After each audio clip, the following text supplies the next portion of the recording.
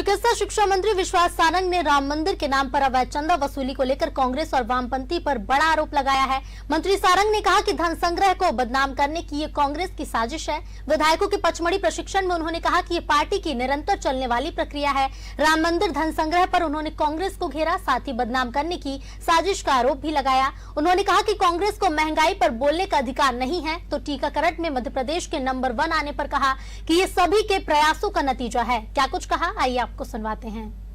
ये हम सबके लिए बहुत प्रसन्नता की बात है कि इस दुनिया के सबसे बड़े वैक्सीनेशन प्रोग्राम जो नरेंद्र मोदी जी के नेतृत्व में हिंदुस्तान में शुरू हुआ है, उसमें मध्य प्रदेश टॉप पर आया है।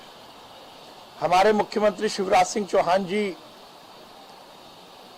के दिशा निर्देश पर मध्य प्रदेश में हर व्यवस्था को हमने चुस्त दुरुस्त किया है।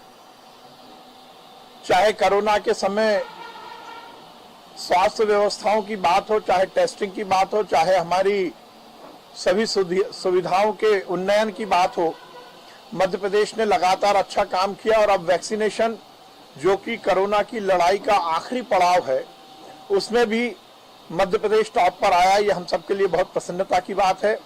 भारतीय जनता पार्टी में हर स्तर पर प्रशिक्षण, विचारधारा से आत्मसात करने का एक प्रकल्प हमारा रेगुलर चलता रहता है और उसी के तारतम्य में हमारे विधायकों को प्रशिक्षण देने का भी हमने कार्यक्रम बनाया है।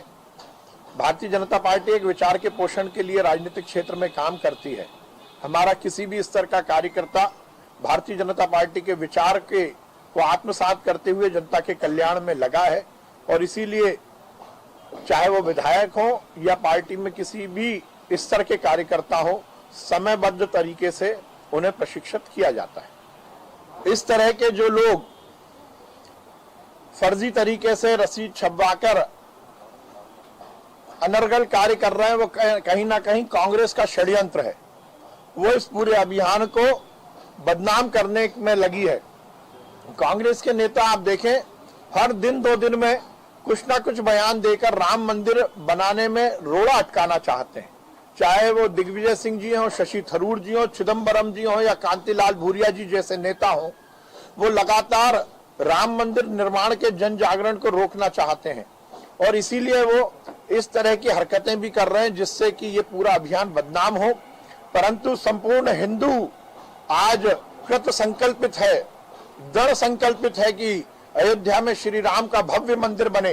कांग्रेस और वाम दल के नेता कितना भी षड्यंत्र करें, राम मंदिर बनेगा, भव्य राम मंदिर बनेगा और हम सब अपने जीवन को उस लक्ष्य की ओर लेके जाएंगे जिसमें हमारा संकल्प था कि अयोध्या में श्री राम का भव्य मंदिर बने और उसमें हम भी कुछ कार सेवा कर सकें। बहुत आश्चर्य की बात है कि वो कांग्रेस जो आजादी के बाद लगातार देश में राज करती रही, उसने किसान के हित की बात नहीं की।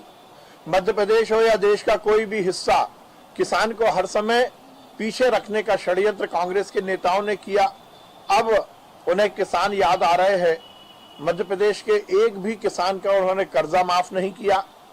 जो योजनाएं किसान के हित में मध्य प्रदेश में हमारी सरकार ने लागू की थी, वो कांग्रेस की कमलनाथ की सरकार ने बंद कर दी। देश में भी हर हिस्से में यदि किसान पिछड़ा है तो उसका कारण केवल और केवल कांग्रेस है। नरेंद्र मोदी जी की सरकार ने, भारतीय जनता पार्टी की सरकार ने किसान संशोधन बिल लाकर किसानों के जीवन को में नई ऊर्जा और नई रोशनी लाने का काम किया है। यदि किसान को यह अधिकार मिलता है कि वो अपनी फसल का दाम स्वयं निर्धारित करे, तो इसमें कांग्रेस के पेट में दर्द क्यों हो रहा है? कांग्रेस केवल और केवल अपनी राजनीतिक रोटी सेकने के लिए इस तरह की बातें कर रही है। देखिए, कांग्रेस को महंगाई पर बोलने का कोई अधिकार नहीं है। 15 महीने कांग्रेस की सरकार में जितना पेट्रोल पर टैक्स लगाया, शायद उससे पहले कभी नहीं लगा। गाड़ियां रोड पर चलती थी, उस पर टैक्स लगाया गया। मध्य प्रदेश में उन्होंने, कमलनाथ जी ने एक पैरेलल इकोनॉमी, एक समानांतर अर्थव्यवस्था का संचालन करते हुए मध्य प्रदेश की अर्थव्यवस्था को पूरी तरह से खत्म करने का प्रयास किया। भारतीय जनता पार्टी की सरकार, चाहे वो केंद्र में हो चाहे मध्य प्रदेश में हो, हमने हर समय जनता की सेवा की है, जनता के कल्याण की बात की है। यह